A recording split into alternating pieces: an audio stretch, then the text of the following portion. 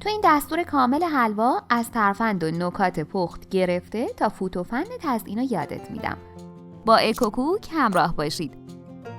داخل قابلمه 2 پیمانه شکر، 3 تا دونه هل، 1.5 پیمانه آب بریزید. وقتی شروع به جوشیدن کرد، نصف پیمانه گلاب، 2 قاشق غذاخوری زعفران اضافه و مخلوط کنید. شکر که حل شد و مقداری جوشید، شعله رو خاموش کنید و کنار بذارید. داخل یه تابه 2.5 پیمانه آرد سفید رو علک کنید.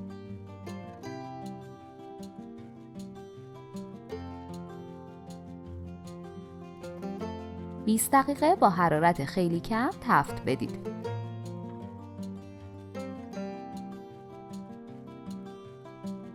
وقتی به رنگ آرد نخودچی در اومد، از تابه خارج کنید و دوباره داخل تابه علک کنید.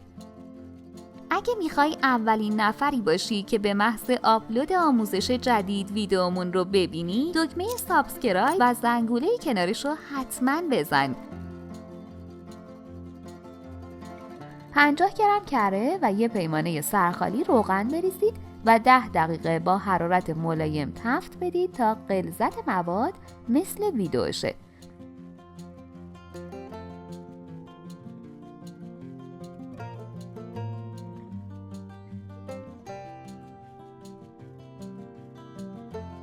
یک و نیم قاشق غذاخوری شیر عسلی رو با 1 ملعقه از شربت مخلوط کنید تا همدما بشه.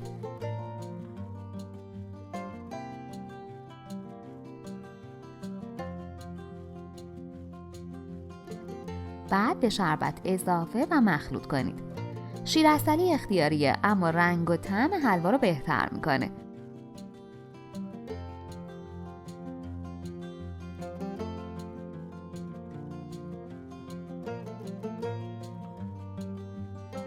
شربت رو کم کم به مواد حلوا اضافه کنید و سریع هم بزنید.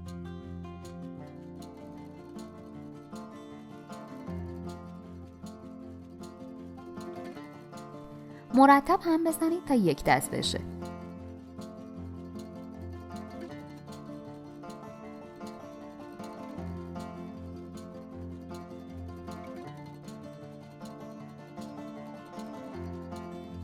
دوستان، ما سعی کردیم تا جایی که میتونیم ویدیوها رو براتون به صورت خلاصه و در عین حال جامع و مفید آماده کنیم تا بتونید به جای گذاشتن نیم ساعت وقت با ارزشتون برای یه ویدیوی طولانی 10 تا غذا و شیرینی و دسر و کلی چیزای جدید رو یاد بگیرید.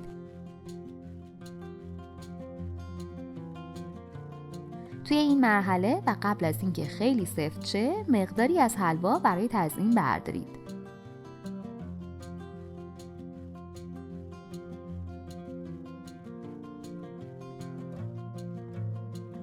بقیه حلوا رو تفت بدید و گهواره کنید.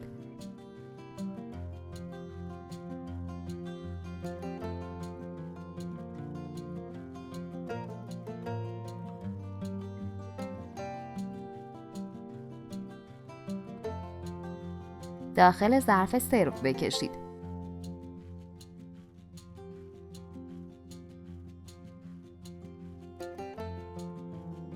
با مهر فوندانت طرح بندازید. با حلوای شلی که داخل قیف ریختید ماسوره بزنید. حتما با حلوای داغ ماسوره بزنید تا طرحتون ترک نخوره. با خلال پسته هم تزیین کنید.